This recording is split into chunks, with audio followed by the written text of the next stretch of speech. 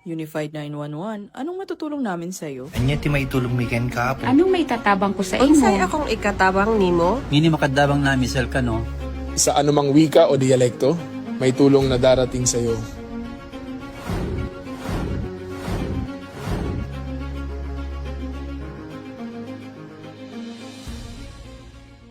Lilingkod sa bawat Pilipino at magbibigay ng tamang impormasyon para sa tahimik at maayos na Pilipinas. Police News Network, alagad ng batas, tagapagtaguyod ng balitang pulis, sandigan ng mamamayan, patnubay ng katotohanan.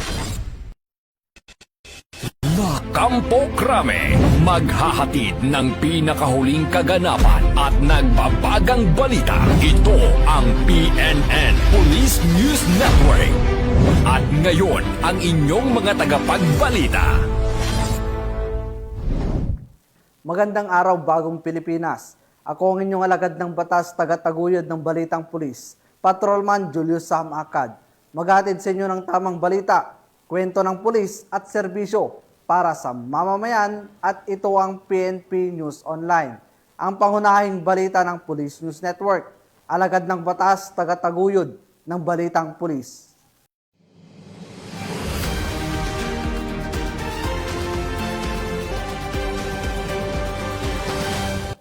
Narito ang balitang dapat niyong abangan. 6 na kilo ng marijuana nasabat ng otoridad sa bypass operation sa Giginto, Bulacan. Top 8 regional most wanted person na may kasong statutory rape at sexual assault arestado sa Ormoc City. At isang negosyante arestado sa ikinasang bypass operation ng Coronadal PNP sa Barangay Santa Cruz, Coronadal South, Cotabato.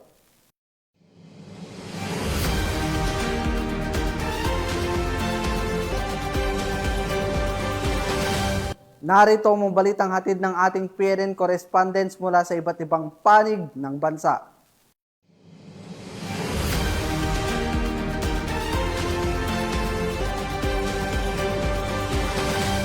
Simulan natin ang balita mula sa bahagi ng Luzon.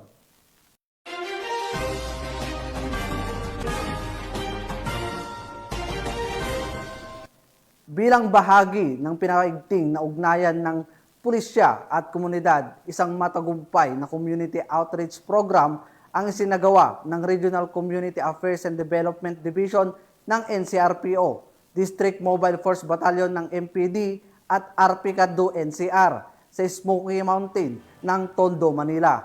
Police Corporal Abigail Rojas sa report.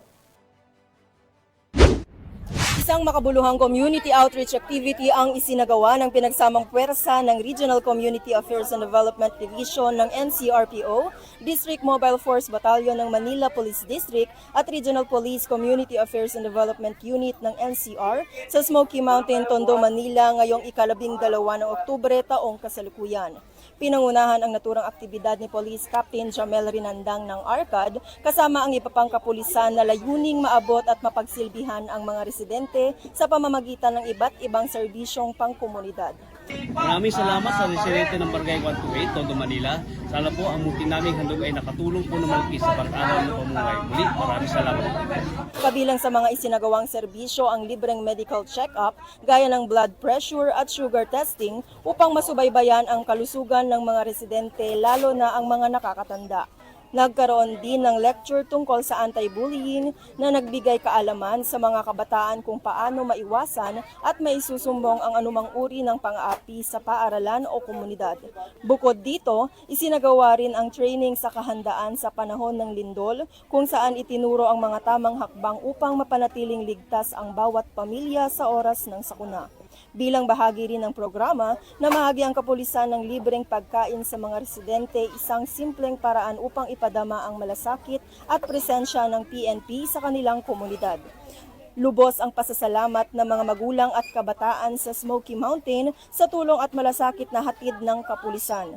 Ayon sa kanila, malaking bagay ang ganitong mga aktibidad na hindi lamang nag-aabot ng serbisyo, kundi nagpapalakas din ng tiwala ng mamamayan sa PNP. Maraming salamat po sa lahat ng kapulisan na piniling pumunta dito sa Smoky Mountain at nagbigay ng tulong sa pag-check ng BP at saka po sa libreng sugar test. Sana po patuloy niyo pong tulungan ang mga kabataan dito dahil naging masaya po sila at ang mga nanay din po. Pati na din po yung kasing edad ko ng mga kabataan, mga binatilyo. Sana po patuloy po kayong pumunta dito at saka God bless po. Isang patunay na ang PNP ay hindi lamang sandigan sa seguridad, kundi katuwang din sa pagpapaunlad at pangangalaga sa kalusugan at kaligtasan ng bawat Pilipino. Mula dito sa Smoky Mountain, Tondo, Manila, ako po ang inyong PNN correspondent, Police Corporal Abigail Rojas. Alagad ng batas, tagataguyod ng Balitang Pulis. Maraming salamat, Corporal Rojas. Walang kawala sa kamay ng batas ang isang lalaki matapos makumpiskahan ng 6 na kilo ng marijuana sa sinagawang bypass operation sa Giginto, Bulacan. Patrolwoman Mildred Tawagon sa detalye. Ang naaresto sa ikinasang anti-illegal drugs operation ng mga operatiba ng Station Drug Enforcement Unit ng Giginto Municipal Police Station sa Barangay Malis, Giginto, Bulacan. Kinilala ni Police Lieutenant Colonel Leonard Lim, hepe ng Giginto Municipal Police Station, ang sospek na si alias Botong, 29 anyos, binata, negosyante at residente ng naturang barangay. Batay sa ulat, nagsagawa ng bypass operation ang mga operatiba ng Giginto MPS laban sa nasabing sospek matapos makatanggap ng impormasyong hinggil sa umano'y pagbebenta nito ng iligal na droga. Sa operasyon, nasamsam mula sa sospek ang tinatayang 6,020 gramo ng pinaniniwalaang tuyong dahon ng marijuana na may tinatayang standard drug price na 601,000 pesos. Agad na inaresto ng mga otoridad ang sospek at dinala sa Giginto Municipal Police Station para sa tamang dokumentasyon at disposisyon. Ang nakumpiskang marijuana ay ito-turn over din sa nasabing himpilan para sa kaukulang verifikasyon at eksaminasyon. Muling ipinamalas ng matagumpay na operasyong ito ang patuloy na dedikasyon ng Bulacan PNP sa kanilang walang humpay na kampanya laban sa kriminalidad at iligal na droga. Ang mga pinaigting na hakbang ng kapulisan ay patunay ng kanilang determinasyon na mapanatili ang kapayapaan at kaayusan sa buong lalawigan ng Bulacan. Mula dito sa Bulacan Police Provincial Office, ako ang inyong PNN correspondent, Patrolwoman Mildred A. Tawagon, alagad ng batas, tagataguyod ng Balitang Pulis. Maraming salamat, Patrolwoman Tawagon. Naaresto sa bisa ng warrant of arrest ng Batangas Component City Police Station ang number 3 Regional Most Wanted Person ng Calabarzon na may kasong murder. Ang detalye ng report mula kay Patrolwoman JV Pamoso. Bahagi ng paghahanda sa nakatakdang rally sa Liwasang Bonifacio, Maynila ngayong araw, isinagawa ng Police Regional Office 4A ang accounting ng mga tauhan ng Reactionary Standby Support Force sa PRO 4A Covered Court, Camp Brigadier General Vicente Pilim, Calamba City, Laguna. Tinatayang 10,000 katao ang kalahok upang mapayapang gamitin ang kanilang konstitusyonal na karapatan sa malayang pamamahayag at pagtitipon. Layunin ng gawain ito na ipakita ang pangako ng PRO Calabarzon sa pamumuno ni Police Brigadier General Paul Kenneth T. Lucas, Regional Director, na mapanatili ang kapayapaan at kaayusan, tiyakin ang kaligtasan ng publiko at igalang ang karapatan ng bawat mamamayan. Ang inisyatibong ito ay alinsunod sa 7-point agenda ni Acting Chief PNP Police Lieutenant General Jose Melencio C. Nartates Jr., partikular sa pagpapatibay ng ugnayan ng komunidad at pagpapalakas ng kahandaan sa operasyon bilang suporta sa mapayapang pakikilahok ng mamamayan sa mga gawaing sibiko. Sa pamamagitan ng hakbangin ito, muling pinagtitibay ng PRO 4A ang kanilang dedikasyon sa pagbibigay ng ligtas at mapayapang kapaligiran para sa lahat ng mamamayan. Mula dito sa PRO Calabarzon, ako ang inyong Police News Network Correspondent, Patrolwoman Pisel May T. Urbano, alagad ng batas, tagataguyod ng Balitang Pulis. ng mga tauhan ng Warrant Section ng Batangas City Component City Police Station ang number 3 Regional Most Wanted Person sa Pro Calabarzon. Kinilala ang suspect na si Mike, 41 anyos, walang trabaho at residente ng Barangay Kumintang Ibaba, Batangas City. Inaresto siya sa bisa ng warrant of arrest para sa kasong murder na inilabas ng Regional Trial Court Branch 3, Batangas City. Ayon sa pulisya, maayos na naitala ang operasyon gamit ang body-worn camera. Kasalukuyang nakakulong ang suspect sa temporary custodial facility ng Batangas City Police Station. Sa patuloy na pagpupunyagi ng Batangas City Police, muling pinatunayan ng kapulisan na walang makakataka sa kamay ng batas. Patunay ng kanilang dedikasyon sa kapayapaan, hustisya at kaligtasan ng mamamayan. Mula dito sa Calabarzon, ako ang inyong Police News Network Correspondent, Patrolwoman Jevie Marie Famoso, alagad ng batas, tagataguyod ng balitang pulis. Samantala, sa mas pinaigting na paglaban sa ilegal na droga at kriminalidad ng PNP Mimaropa, mas pinatibay pa ang kanilang tungkulin sa pamamagitan ng Alerto Framework. Narito ang report ni Patrolwoman Ferlyn Joy Kawile. Sa gitna ng patuloy na laban kontra kriminalidad, muling ipinamalas ng mga pulis ng Mimaropa ang kanilang pagkakaisa at dedikasyon sa serbisyo. Pinangunahan ni Police Brigadier General Juvencio S. Badwa Jr., Acting Regional Director ng Police Regional Office Mimaropa, ang command conference na ginanap sa RMFB Conference Room, Barangay Pinagsabangan 1, Nauhan, Oriental, Mindoro.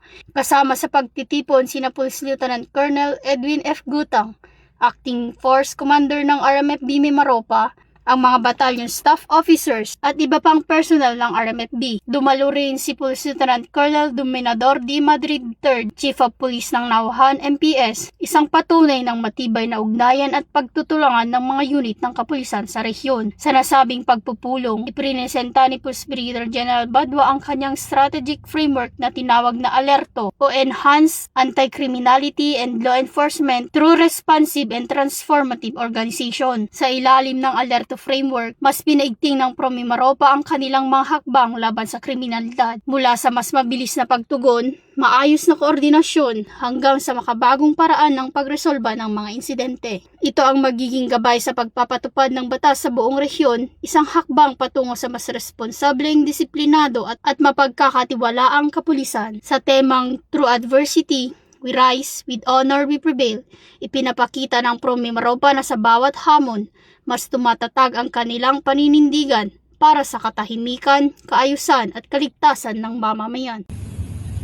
Mula dito sa Calapan City, Oriental, Mindoro, ako ang iyong PNN Correspondent, Patrolwoman Ferlyn Joy Kawile, alagad ng batas, tagataguyod ng balitang pulis.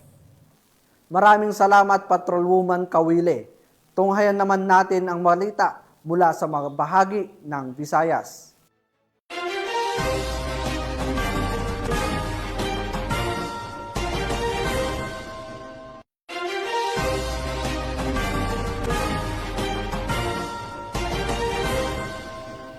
Mahigit 700,000 pisong halaga ng ilegal na droga ang nasamsam ng Pavia Municipal Police Station na nagresulta sa pagkakahuli sa suspect sa Pavia, Iloilo. Patrolwoman Ledelyn Bansagon, ibalita mo.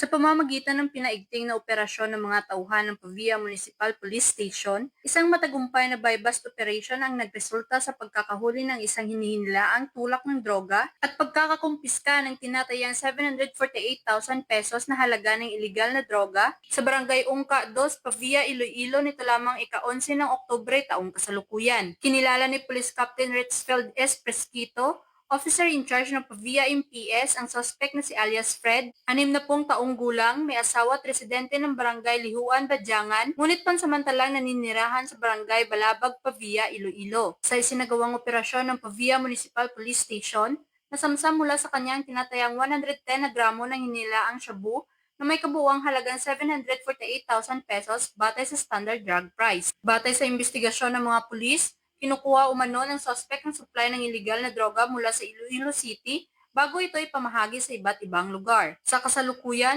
nakakulong na si alias Fred sa kustodiya ng Pavia MPS at nahaharap sa kasong paglabag sa Republic Act 9165 o ang Comprehensive Dangerous Drugs Act of 2002. Patuloy namang nagsasagawa ng mas malalim na investigasyon ng mga otoridad upang matukoy ang iba pang sangkot sa naturang iligal na operasyon. Ang nasabing operasyon ay patunay sa patuloy na determinasyon ng mga otoridad na supuin ang pagkalat ng ipinagbabawal na gamot sa komunidad. Mula dito sa Police Regional Office 6, ako ang inyong Police News Network Correspondent, Patrolwoman Ledeline Bansagon, alagad ng batas, tagataguyod ng Balitang Pulis. Salamat Patrolwoman Bansagon. Hindi na nakapalagpa sa mga alagad ng batas ang tinaguriang top 8 regional most wanted person matapos maaresto sa bisa ng warrant of arrest na may kasong statutory rape at sexual assault sa Ormoc City. Narito ang detalye ng report mula kay Patrolwoman Camberley Flores. Ng mga autoridad ang nakatalagang top 6 regional most wanted person na may kasong statutory rape and rape through sexual assault matapos mahuli sa barangay Lilwan, Ormoc City. Naaresto ang akusado bandang alas 12:32 ng hapon ng mga tauhan ng Ormoc City Mobile Force Company kasama ang Ormoc City Police Station 3, Regional Intelligence Unit 8, City Intelligence Team Ormoc, Ormoc City Intelligence Unit at 93rd Infantry Battalion Philippine Army sa bisa ng warrant of arrest para sa kasong statutory rape and rape through sexual assault na walang inirekomendang piyansa. Ang akusado ay dinala sa Ormoc City Police Station 3 para sa kaukulang dokumentasyon at tamang disposisyon. Patuloy ang ating kapulisan sa pagsasagawa ng mga operasyon upang mahuli ang mga lumalabag sa batas, maihatid ang hustisya sa mga naging biktima at mapanatili ang kaayusan at kaligtasan ng komunidad tungo sa minimithi natin na bagong Pilipinas. Mula dito sa Eastern Visayas, ako ang inyong PNN Correspondent, Patrolwoman Flores, alagad ng batas sa kataguyod ng Balitang Pulis. Maraming salamat Patrolwoman Flores. Narito naman ang mga balita mula sa bahagi ng Mindanao.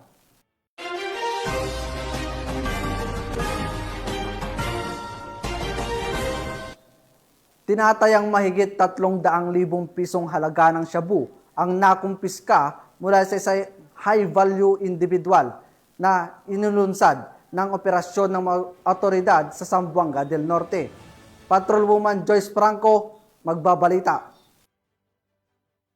Ang isang lalaki sa isinagawang bypass operation ng Regional Drug Enforcement Unit 9, Team Zamboanga del Norte, katuwang ang Liloy Municipal Police Station sa Purok 5, Barangay Fatima, Liloy, Zamboanga del Norte. Kinilala ng mga otoridad ang suspect na si alias Mike, isang high-value individual, 36 anyos, may asawa, walang trabaho at residente ng nasabing lugar. Batay sa investigasyon, si Mike ay miyembro umano ng Mulok Group, isang grupong sangkot sa extortion, gun for hire, pagnanakaw, kidnapping at pagpapalaganap ng illegal na droga sa bayan ng Liloy at Salog. Nakumpiska sa suspect ang mga sumusunod, 4 na malaking heat-sealed na sachet na hininalang shabu na may timbang na humigit kumulang 50 gramo at tinatayang nagkakahalaga ng 340,000, isang brown-white stripe pouch na ginamit na lalagyan, isang driver's license at iba pang non-drug evidence. Ang mga nakumpiskang ebidensya ay agad na dinala sa PNP Provincial Forensic Unit, Liloy Satellite Office para sa pagsusuri, habang ang suspect ay nasa kustodiya ng Liloy MPS para sa tamang disposisyon. Patuloy ang investigasyon ng mga otoridad upang matukoy ang iba pang kasapi ng grupo at mapigil ang operasyon ng sindikato sa rehiyon. Mula dito sa Zamboanga Peninsula, nagbabalita ako ang inyong PNN Correspondent, Patrolwoman Joyce Franco,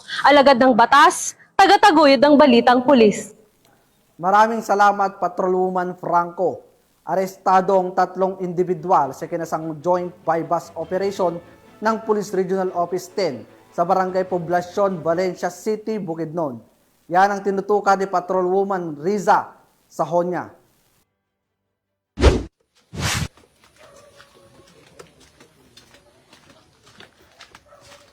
Arestado ang 3 individual sa isinagawang joint bypass operation ng Regional Drug Enforcement Unit 10, Bukidnon Provincial Intelligence Unit, Bukidnon PIDEA 10, Bukidnon 2nd PMFC, City Anti-Drugs Special Unit Team, katuwang ang mga operatiba ng Valencia City Police Station sa Barangay Poblacion, Valencia City, Bukidnon, nito lamang ika-10 ng Oktubre taong kasalukuyan. Kinilala ni Police Lieutenant Colonel Brian M. Panganiban, Officer in charge ng Valencia City Police Station, ang mga drug suspect na si alias Jojo, 41 anyos, may asawa, alias Wako, 26 anyos, isang electrician at alias Patrick, 31 anyos, walang trabaho, mga lalaki at mga kasama sa DI listed at mga residente ng nasabing lugar.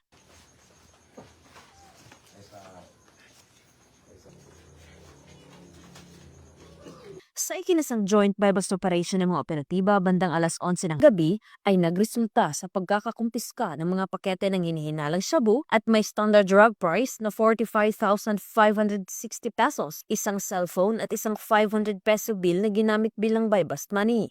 Ang mga suspect ay nahaharap sa kasong paglabag sa RA 9165 o Comprehensive Dangerous Drugs Act of 2002.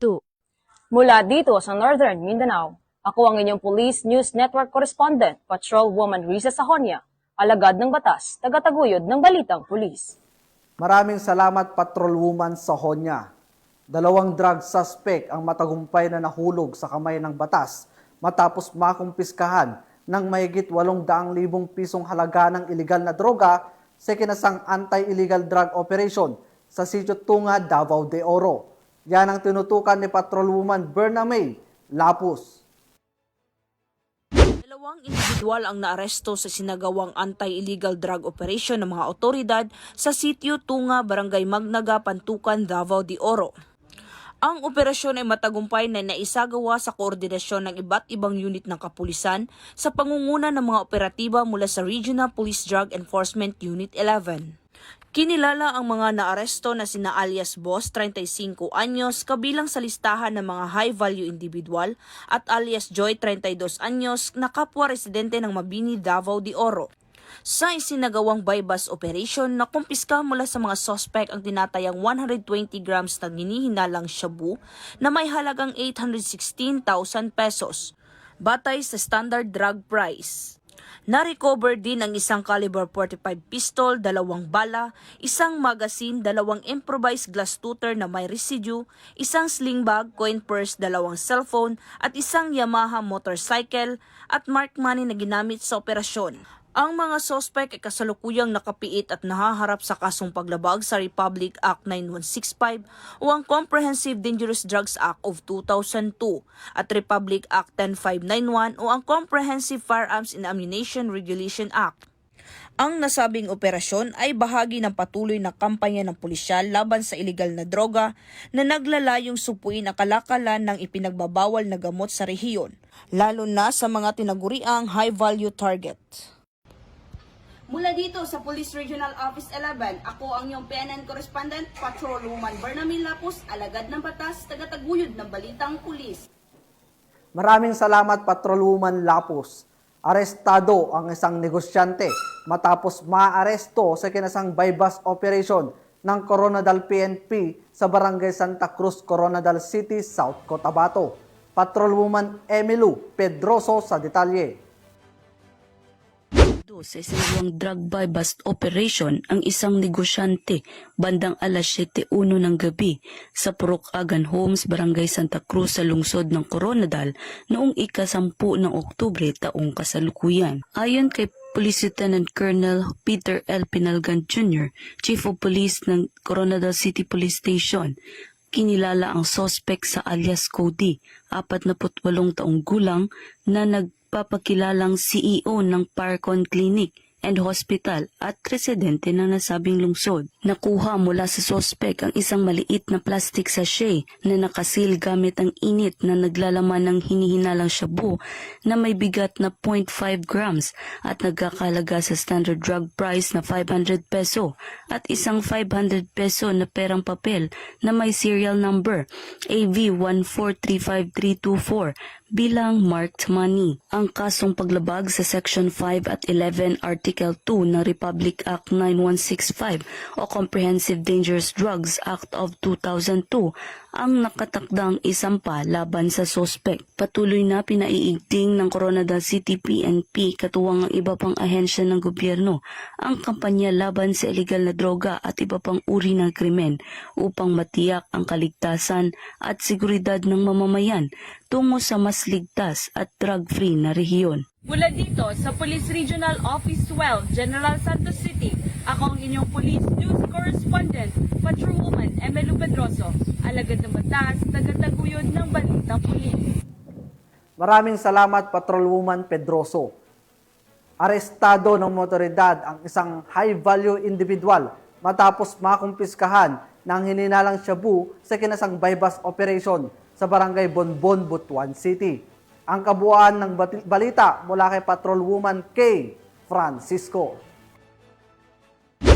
Arestado ng mga operatiba ang isang kilalang drug personality na tinagurang Battery Everyday matapos mahuli sa isinagawang bypass operation sa Purok 2B, Barangay Bonbon, Butuan City nito lang Oktubre taong kasalukuyan. Kinilala ang suspect na si alias Battery Everyday, 28 taong gulang, binata, isang construction worker at residente ng Purok 2, Kamote, Barangay Maon, Butuan City. Nasamsam mula sa kanya ang isang sachet na hinihinalang shabu at 3 sachet na bypass item na may kabuang bigat na 35 na gramo at tinatayang nagkakahalaga ng humigit kumulang 238,000 pesos kasama ang 48,000 pesos na bypass money. Ayon sa mga operatiba ay matagal na nilang minamanmanan ang suspect na kabilang umano sa high-valued individual drug personalities sa lungsod. Nahuli ito matapos mabentahan ng illegal na droga ang isang poster buyer na pulis. Naging matagumpay ang operasyon sa pangunguna ni Police Lieutenant Militia P. Kulam sa ilalim ng supervisyon ni Police Lieutenant Colonel Brian E. Riponte, hepe ng SOU 13 PNP-DEG. Katuwang ang mga operatiba ng PNP-DEG SOU 13 at BCPS 3. Sa kasalukuyan ay nasa kustodiya na ng PNP-DEG ang suspect at nahaharap sa kasong paglabag sa Republic Act 9165 o Comprehensive Dangerous Drugs Act of 2002.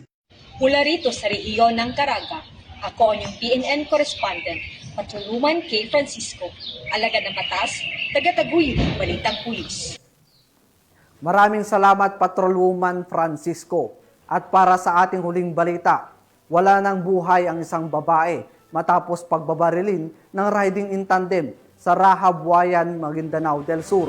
Patuloy naman ang investigasyon ng pulisya upang matukoy ang mga salarin sa nangyaring insidente. Magbabalita dyan si Patrolwoman Mary Chris Algabre. Patay ang isang babae matapos pagbabarilin ng riding in tandem suspect sa barangay Sapakan, Raha, Buayan, Maguindanao del Sur noong ika-10 ng Oktubre taong kasalukuyan. Kinilala ni Police Captain Joel Librilla, Chief of Police ng Raha, Buayan Municipal Police Station, ang biktima na si Gianni Mantikaya na residente ng barangay Damatulan na Balawag SJ Barm. Ayon sa ulat ng otoridad, nakasakay umano ang biktima sa isang Honda XRM 110 na payong-payong kasama ang asawa at anak nito nang biglang dumating ang mga sospek at pinagbabaril ang mga ito. Maswerte namang nakaligtas ang mag-ama ng biktima matapos pumalya ang ginamit na baril ng mga sospek. Agad namang dumating ang Suko team upang imbestigahan ang naturang insidente. Patuloy nang gumagawa ng malalimang investigasyon ng mga otoridad upang mahuli ang salarin at matukoy ang motibo sa naturang pamamaril. Mula rito sa rehiyon ng Bangsamoro, ako ang inyong PNN correspondent, Patrolwoman Mary Chris Algabre, alagad ng batas, tagataguyod ng Balitang Pulis. Maraming salamat, Patrolwoman Algabre. At yan ang mga balitang nakalap ng ating PNN correspondents mula Luzon, Visayas at Mindanao. At mga ka-PNN, 73 days na lang, Pasko na.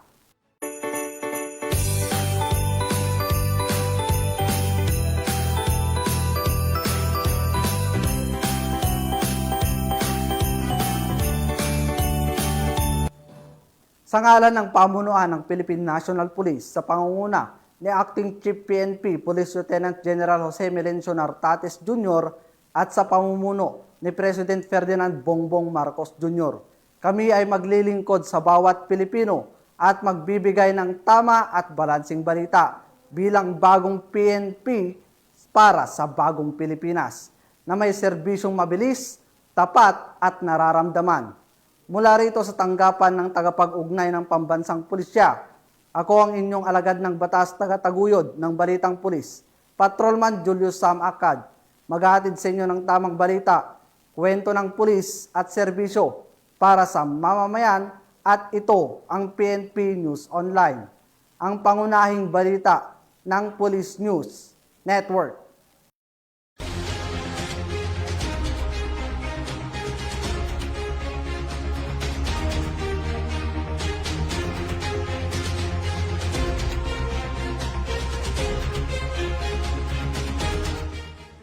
Police News Network, alagad ng batas, tagapagtaguyod ng balitang pulis.